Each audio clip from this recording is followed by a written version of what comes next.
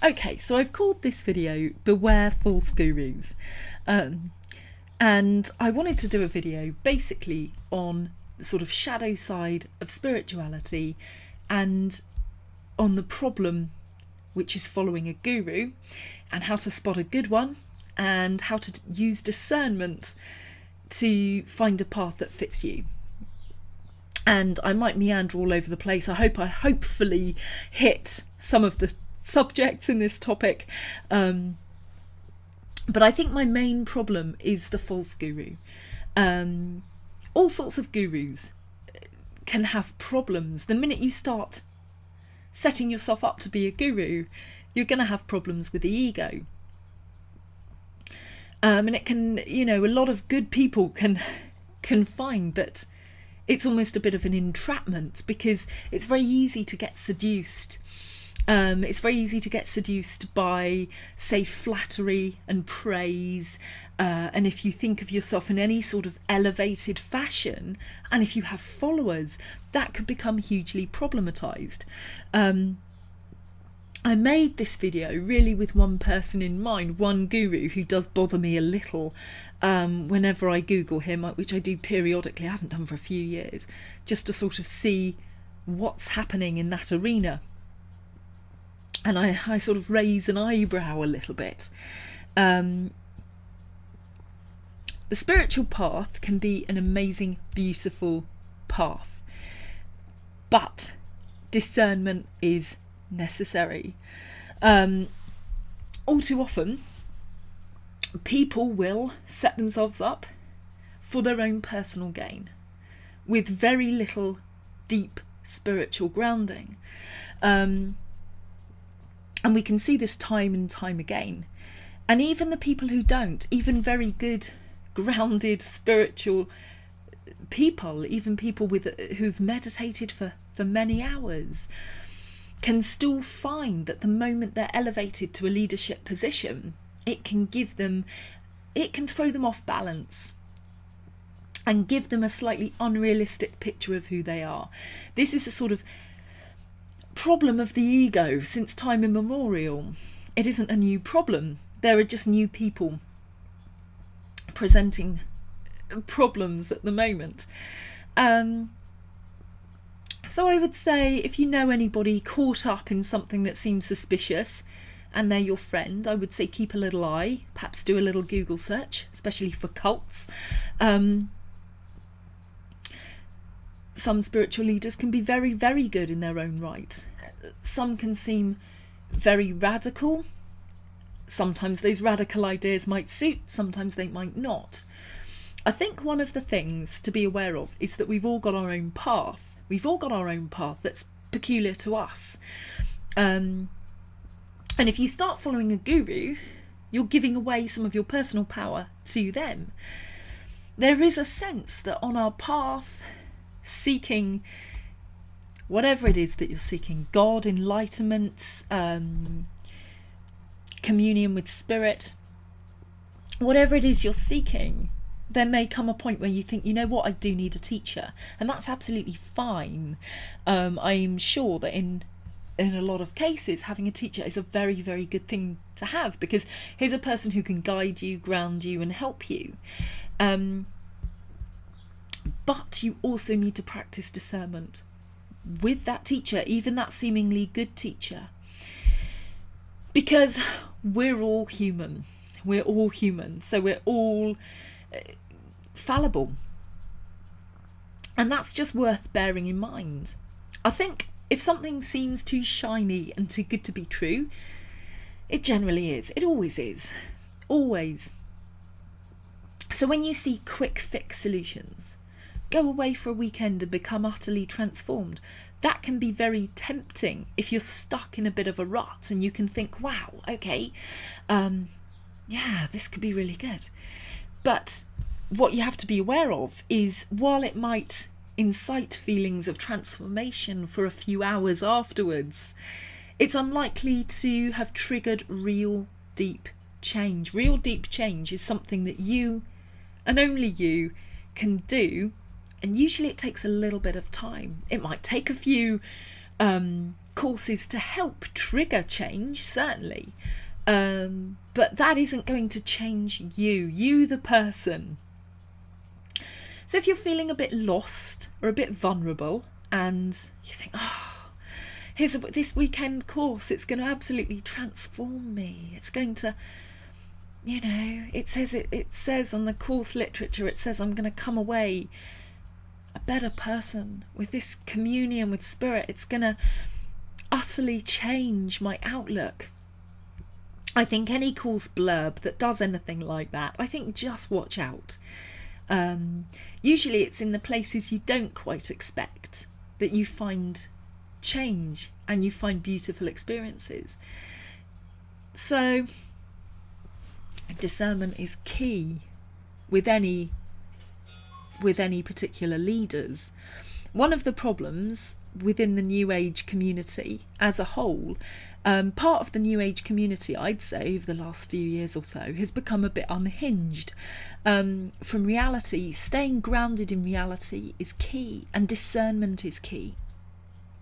I've said it before, I probably say it a few times, repeating myself a little. But it's worth bearing in mind. It's worth bearing in mind thoughts like, why are we here? Why are we here? Well, we're not here to disconnect from our bodies completely and go spiralling off into our minds or beyond our minds into some transpersonal experience. That isn't to say we don't need those experiences. Life on Earth is really, really difficult sometimes, isn't it? We're finite beings on a finite planet, and everything around us one day we will lose, and we know this, but we have very little grounding for it, very little way of dealing with it in Western society. So we don't, we have all sorts of problems collectively in our society. There's smoking, there's drinking, there's drugs, there's a disconnect. Some people might become very hardened to life. And you could say that's a systemic problem. That's a culture that we live in, a society that we live in, that tries to disconnect us from who we are, that tries to disconnect us from the world around us, that tries to disconnect us from spirit, from other people, from feeling, from animals, from nature. All society wants you to be is a good little product of society, go out, work, etc. And some people become very attached to that and actually over-identify with it and forget who they are at a core level, and then they can start developing problems there as well. But yes, there's one particular personality who I'm sure means well. Well, I say means well. How do I know if they mean well or they don't mean well? But they strike me as being a little bit narcissistic in their approach. And certainly it's all surface and no depth. So you go away and you get this very sort of glamorous image. If you go on a retreat, it's all very spacey and out there. And I think the best groundings, the best spiritual teachers are the ones who can ground you in reality first. This particular teacher, I think, likes this disconnect from body and absolutely urges his followers to take that leap, to leave behind worldly stuff. You don't need it, etc. And there again, there's a danger. We are spirit infused into matter. And you can say at a subatomic level, all matter is simply energy condensed to a slow vibration, to sort of slightly paraphrase Bill Hicks. But at the same time, we're here for a purpose and we're here for a reason. Now, this particular guru that I'm thinking of, who shall not be named, seems to... He wants people to... He wants his followers to disconnect from people, from animals, from the world around them, to just pursue enlightenment. His philosophy seems to be that the world around doesn't matter because it's all illusion, according to this person. Therefore, it doesn't matter. And this sort of thinking makes me so angry. I hear this sort of philosophy and I think, no, no, no, no, no. We're here on this earth for a reason. And my thoughts are that we are here to look after each other, look after animals, look after the planet.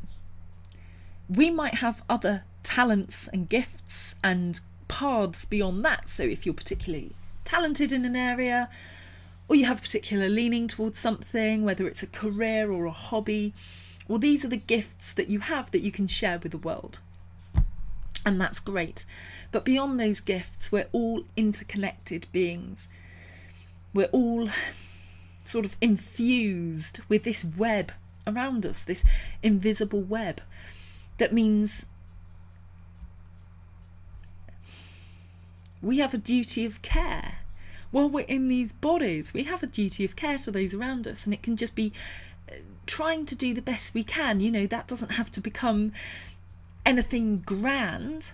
It's simply just trying to look after our nearest and dearest, the people in our spheres of influence, your family, your friends, if you've got pets,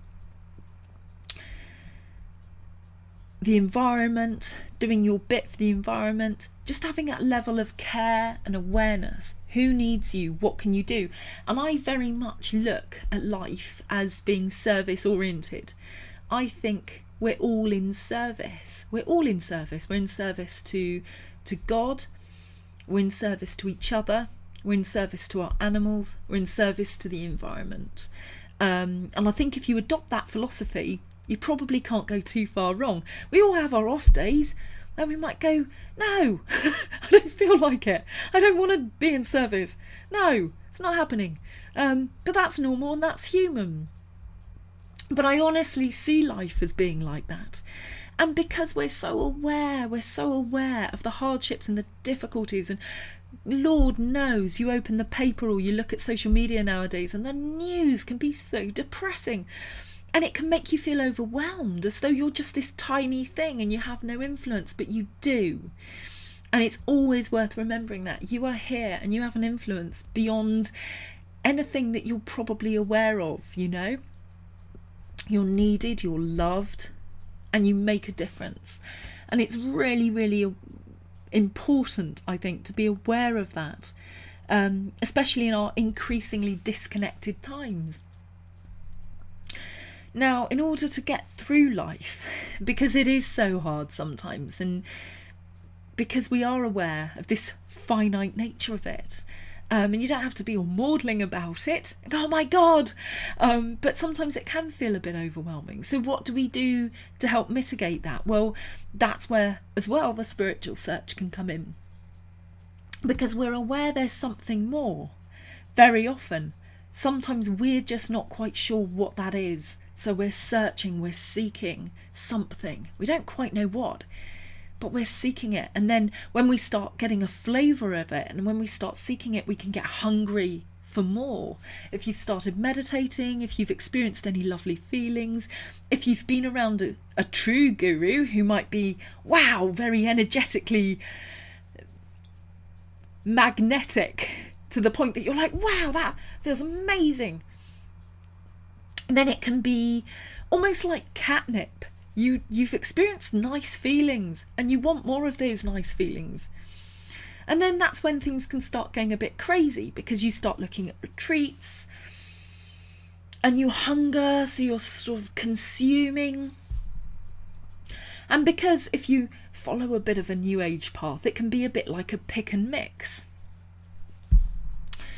You know, you like this bit from here and this bit from there and this bit from there. Not too sure about religions, they're all a bit crazy. It can be very difficult to find a particular path through, because sometimes there seems to be information that conflicts, such as with, say, Christianity and the idea of reincarnation, say. And sometimes you can get lost trying to marry concepts from particular religions or spiritual ideas, and you can get a bit lost there too. I'd say sometimes you have to just come back to a baseline. You have to make a sort of level, playing field. You have to have a point to start from and a point to come back to if it can get a bit overwhelming or a bit weird. And the point is caretaking, looking after people, love, goodness, embodying decent values. And as well as that, we're all infused with a sense of conscience. I say all of us, most people are. And you've got this sense of right from wrong. And that too is how you can discern what's right for you. What's right for you. Not what some shiny plastic guru is saying. And if gurus are sort of urging people to leave it all behind and saying it doesn't matter, it's just illusion, I would say watch them carefully. Don't get too involved with all that.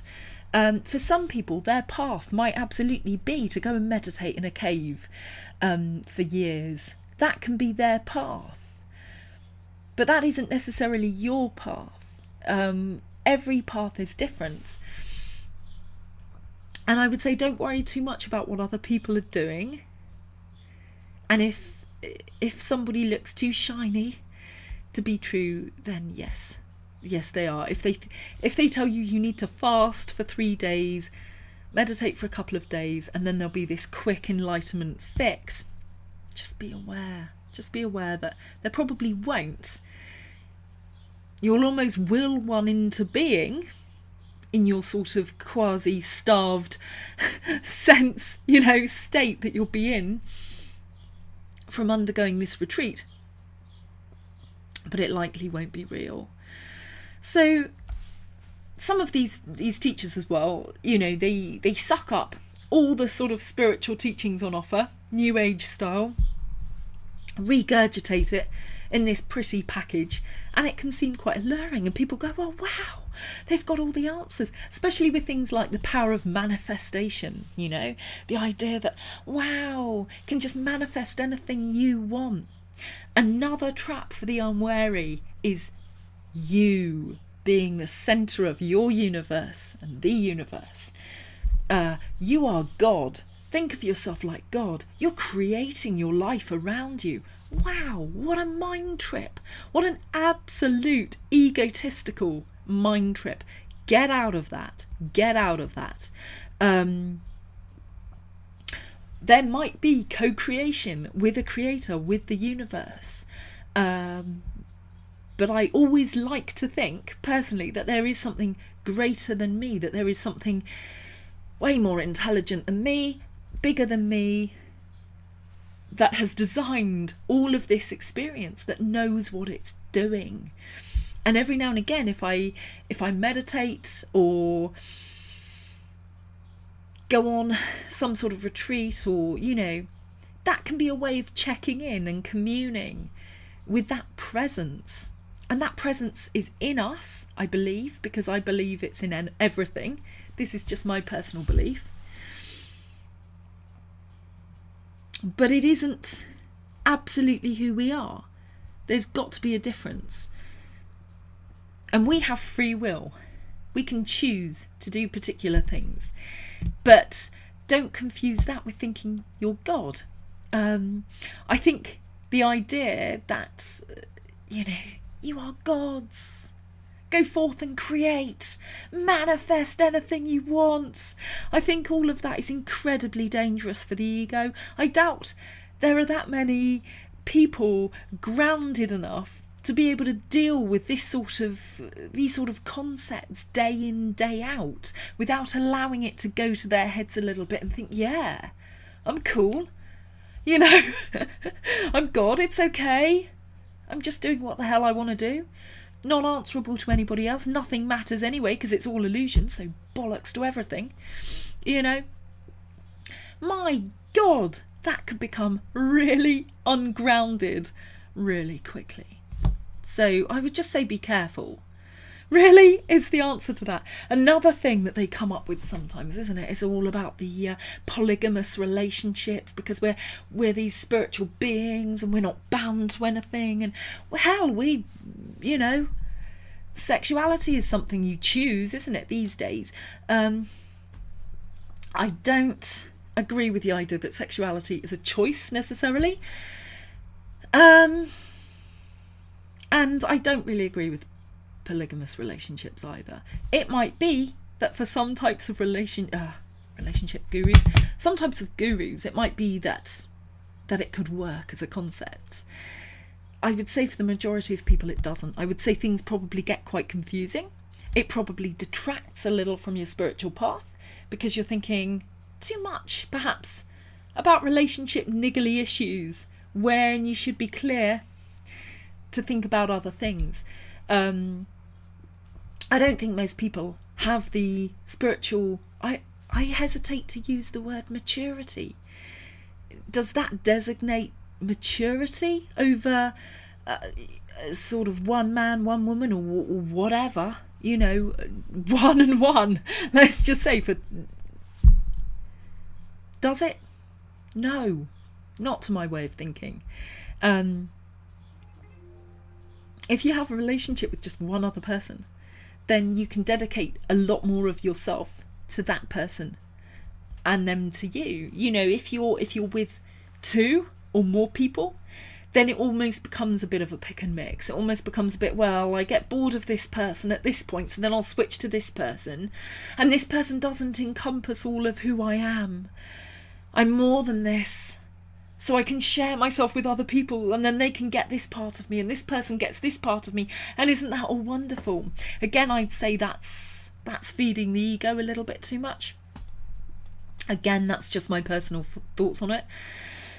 But I think you can have more meaningful connections when it's just, you know, a two-person relationship as opposed to anything more. But again, that is something you'll find some gurus advocate.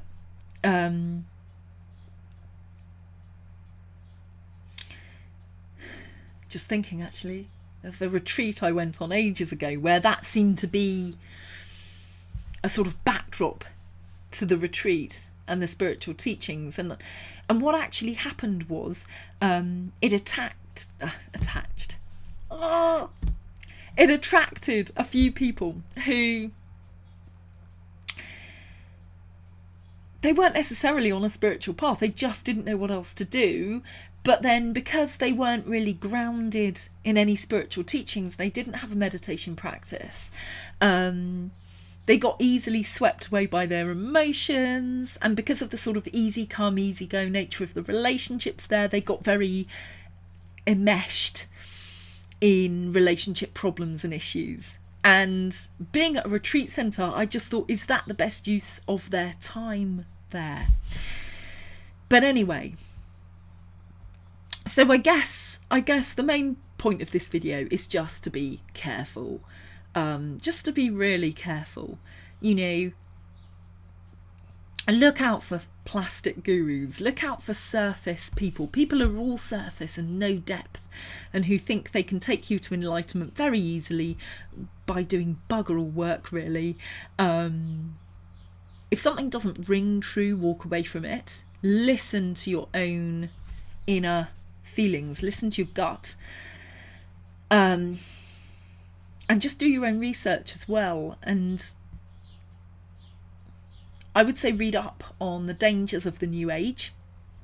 There's something called spiritual bypassing, which is very much, it goes hand in hand with New Age teachings, because a lot of New Agers go, everything is good, everything is good, everything is positive, there is nothing bad, everything is everything is exactly as it should be, including you. You're perfect as you are. This goes hand in hand with the you are God, you are the creator sort of teaching. Again, I call bullshit. Again, I say these are dangerous concepts for our egos. Really dangerous concepts for the egos to get a handle on. So Don't be too quick to jump on any bandwagons, and have a read around.